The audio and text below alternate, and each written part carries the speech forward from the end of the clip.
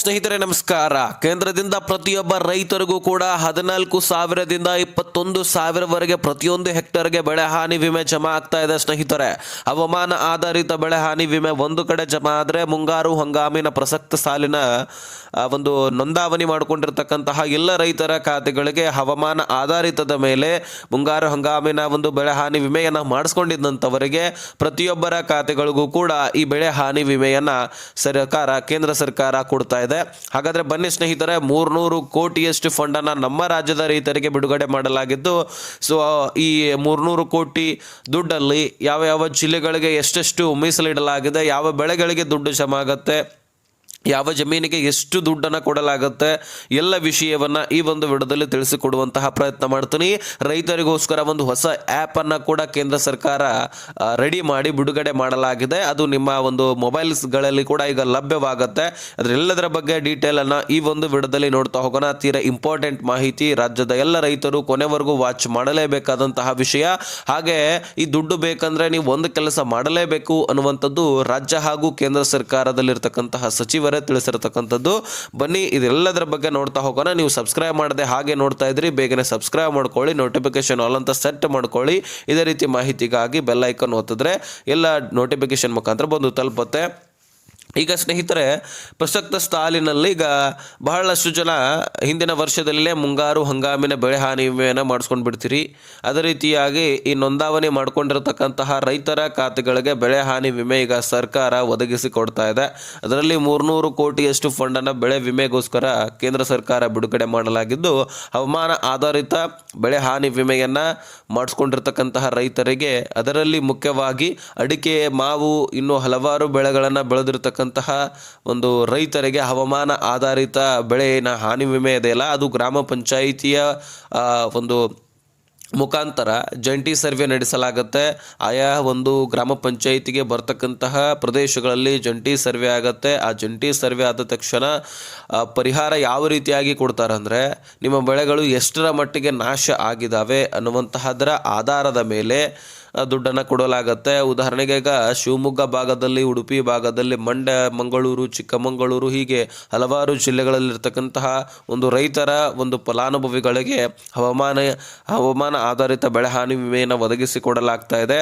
ಅದೇ ರೀತಿಯಾಗಿ ಈಗಾಗಲೇ ಯಾರು ಮುಂಗಾರು ಹಂಗಾಮಿನ ಬೆಳೆ ಹಾನಿ ವಿಮೆಯನ್ನು ಮಾಡಿಸ್ಕೊಂಡಿದ್ರಿ ಅವರಿಗೆ ಹೆಚ್ಚಾಗಿ ಉತ್ತರ ಕರ್ನಾಟಕ ಭಾಗದಲ್ಲಿ ಹೆಚ್ಚಿನ ಫಲಾನುಭವಿಗಳು ಫಸಲ್ ಬಿಮಾ ಯೋಜನೆಯಲ್ಲಿ ಫಲಾನುಭವಿಗಳಾಗಿದ್ದಾರಂತೆ.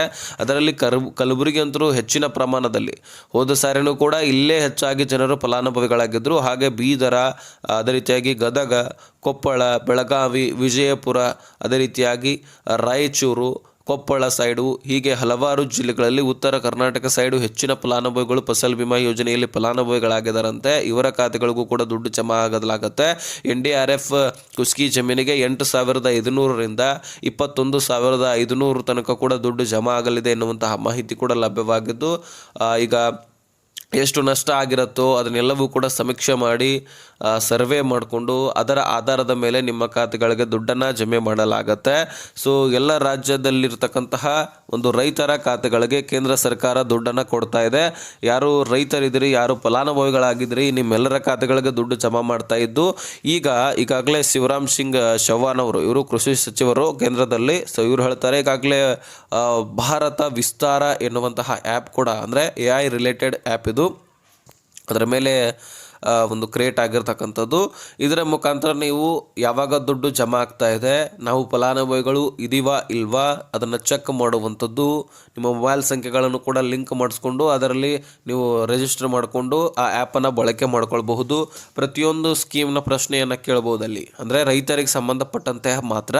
ರೈತರಿಗೆ ಅಂದರೆ ಈಗ ಬೆಳೆ ಹಾನಿ ಪರಿಹಾರ, ಫಸಲ್ ಬಿಮಾ ಯೋಜನೆ, PM ಕಿಸಾನ್ ಯೋಜನೆ, ರಾಜ್ಯದಲ್ಲಿ ಬೆಳೆ ಹಾನಿ ಪರಿಹಾರ, ಅದೇ ರೀತಿಯಾಗಿ ಈ ಒಂದು ಹೆಚ್ಚಿಗೆ ಬೇಸಿಗೆ ಬೀಳುತ್ತೆ, ಆ ಸಂದರ್ಭದಲ್ಲಿ ಬರ ಹಾನಿ ಪರಿಹಾರ ಬರ್ತಿರುತ್ತೆ. ಹೀಗೆ ರೈತರಿಗೆ ಸಂಬಂಧಪಟ್ಟಂತಹ ಸಬ್ಸಿಡಿ ಮುಖಾಂತರ ಯೋಜನೆಗಳನ್ನು ಕೊಡ್ತಿರ್ತಾರಲ್ಲ, ಒಟ್ಟಾರೆಯಾಗಿ ರೈತರಿಗೆ ಸಂಬಂಧಪಟ್ಟಂತಹ ಎಲ್ಲ ಮಾಹಿತಿ ಕೂಡ ಅಲ್ಲಿ ಸಿಗುತ್ತೆ.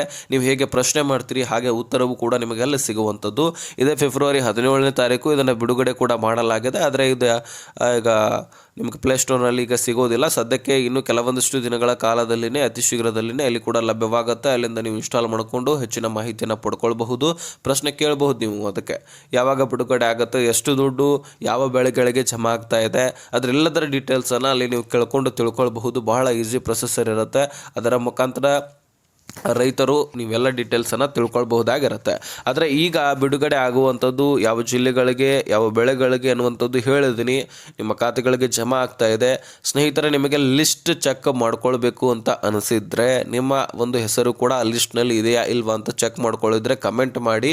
ನಾನು ನೆಕ್ಸ್ಟ್ ವಿಡಿಯೋದಲ್ಲಿ ಅದರ ಬಗ್ಗೆ ತಿಳಿಸ್ತೀನಿ. ಯಾಕಂದರೆ ಬಹಳಷ್ಟು ಜನರು ಸುಮ್ಮನೆ ಚೆಕ್ ಮಾಡೋದಿಲ್ಲ, ಜಮಾ ಆಗ್ತಾ ಇದೆ ಅಂದರೆ ಓಕೆ ಅಂತೀರಿ. ಅದಕ್ಕಾಗಿ ನಿಮಗೆ ಇಂಟ್ರೆಸ್ಟ್ ಇದ್ದಿದ್ದೆ ಆದರೆ ಕಮೆಂಟ್ ಮಾಡಿ ಲಿಸ್ಟ್ ಅಂತ. ಸೊ ನಾನು ನೆಕ್ಸ್ಟ್ ವಿಡಿಯೋದಲ್ಲಿ ಅದರ ಬಗ್ಗೆ ಸಪ್ರೇಟಾಗಿ ವಿಡಿಯೋ ಮಾಡಿ ತಿಳಿಸ್ಕೊಡ್ತೀನಿ. ಹಾಗಾಗಿ ಅದರದ್ದೇ ಆದಂತಹ ಪ್ರೊಸೆಸರ್ ಇರುತ್ತೆ, ಅದನ್ನು ನೀವು ಮೊಬೈಲಲ್ಲಿ ಕೂಡ ನೋಡಿಕೊಂಡು ಚೆಕ್ ಮಾಡ್ಕೊಳ್ಬಹುದು. ಈಗ ಈ ದುಡ್ಡು ಬರಬೇಕಂದ್ರೆ ನೀವು ಏನು ಮಾಡಬೇಕು, ಇದು ಬಹನಕ್ಕೆ ಆಧಾರ್ ಕಾರ್ಡ್ ಲಿಂಕ್ ಮಾಡಿಸ್ಕೊಳ್ಬೇಕು ಸ್ನೇಹಿತರೆ. ಇದು ಬಹಳ ಇಂಪಾರ್ಟೆಂಟು. ನೀವು ಸಹಜವಾಗಿ ತೆಗೆದುಕೊಳ್ತೀರಿ ಪಹಣಿಗೆ ಆಧಾರ್ ಕಾರ್ಡ್ ಅಂದರೆ ಇದೇನು ಬಿಡಪ್ಪ ನಾವು ಮಾಡಿಸ್ಕೊಳ್ತೀವಿ, ಇದೇನು ದೊಡ್ಡ ವಿಷಯ ಅಂತ ನೀವು ಅಂದ್ಕೊಳ್ಬಹುದು. ಆದರೆ ನಿಮಗೆ ಪಹಣಿಗೆ ಆಧಾರ್ ಕಾರ್ಡ್ ಲಿಂಕ್ ಮಾಡಿಸ್ಕೊಳ್ಳಿಲ್ಲ ಅಂದರೆ ಯಾವ ಒಂದು ಯೋಜನೆಗಳು ಕೂಡ ಸಿಗೋದಿಲ್ಲ ಸ್ನೇಹಿತರೆ. ಖಂಡಿತವಾಗ್ಲೂ ಹೇಳ್ತಾ ಇದ್ದೀನಿ. ಈ ರೀತಿ PM ಕಿಸಾನು, ಬರ ಪರಿಹಾರ, ಫಸಲ್ ಬಿಮಾ ಯೋಜನೆ, ಯಾವುದೇ ಕೇಂದ್ರ ಹಾಗೂ ರಾಜ್ಯ ಸರ್ಕಾರದಿಂದ ಬಂದಿರತಕ್ಕಂತಹ ಯೋಜನೆಗಳನ್ನು ನೀವು ಪಡ್ಕೊಳ್ಳಿಕ್ಕಾಗೋದಿಲ್ಲ. ಹಾಗಾಗಿ ಪ್ರತಿಯೊಬ್ಬರು ಕೂಡ ಏನು ಮಾಡಬೇಕು, ಈ ಒಂದು ಯೋಜನೆಗಳನ್ನು ಪಡ್ಕೊಳ್ಬೇಕಂದ್ರೆ ಪಹಣಿಗೆ ಆಧಾರ್ ಕಾರ್ಡ್ ಲಿಂಕ್ ಮಾಡಿಸ್ಕೊಳ್ಬೇಕು. ಅಂದರೆ ಪಹಣಿ Aadhaar card, 2 passport size photo, ಒಂದು ಮೊಬೈಲ್ ಸಂಖ್ಯೆ ತೆಗೆದುಕೊಂಡು ನಿಮ್ಮ ತಾಲೂಕಿನಲ್ಲಿರ್ತಕ್ಕಂತಹ ಗ್ರಾಮ ಪಂಚಾಯಿತಿಗಳಿಗೂ ಹೋಗಿ ಅಲ್ಲಿ ಅವರು ಲಿಂಕ್ ಮಾಡಿಸಿ ಕೊಡ್ತಾರೆ. ಸೊ ಮಾಡದೇ ಆದರೆ ನಿಮ್ಗೆ ಖಂಡಿತವಾಗ್ಲೂ ಎಂದಿನಂತೆ ಯೋಜನೆಗಳು ಸಿಗ್ತಾ ಹೋಗುತ್ತೆ, ಇಲ್ಲಾಂದರೆ ಸಿಗೋದಿಲ್ಲ. ನಿಮ್ಮ ಆಸ್ತಿ ಪಾಸ್ತಿಗಳು ಕೂಡ ನೀವು ಕಳ್ಕೊಡ್ತೀರಿ. ಸೊ ಇದಿಷ್ಟು ಇನ್ಫಾರ್ಮೇಷನ್ ಆಗಿದ್ದು. ಇನ್ನೂ ಹೆಚ್ಚಿನ ಮಾಹಿತಿಗಾಗಿ ಡಿಸ್ಕ್ರಿಪ್ಷನಲ್ಲಿ ಇನ್ಸ್ಟಾಗ್ರಾಮ್ ಲಿಂಕ್ ಇರುತ್ತೆ, ಅಲ್ಲಿಂದ ಮೆಸೇಜ್ ಮಾಡಿ, ಖಂಡಿತವಾಗ್ಲೂ ರಿಪ್ಲೈ ಕೊಡ್ತೀನಿ. ಈ ವಿಷಯ ಅರ್ಥ ಆಗದಲ್ಲಿ ನೆಕ್ಸ್ಟ್ ಮಾಹಿತಿಯಲ್ಲಿ ಸಿಗೋಣ. ಲಿಸನ್ ಬಾಯ್ ಬೇಡಿಕರ್ ಫ್ರೆಂಡ್ಸ್.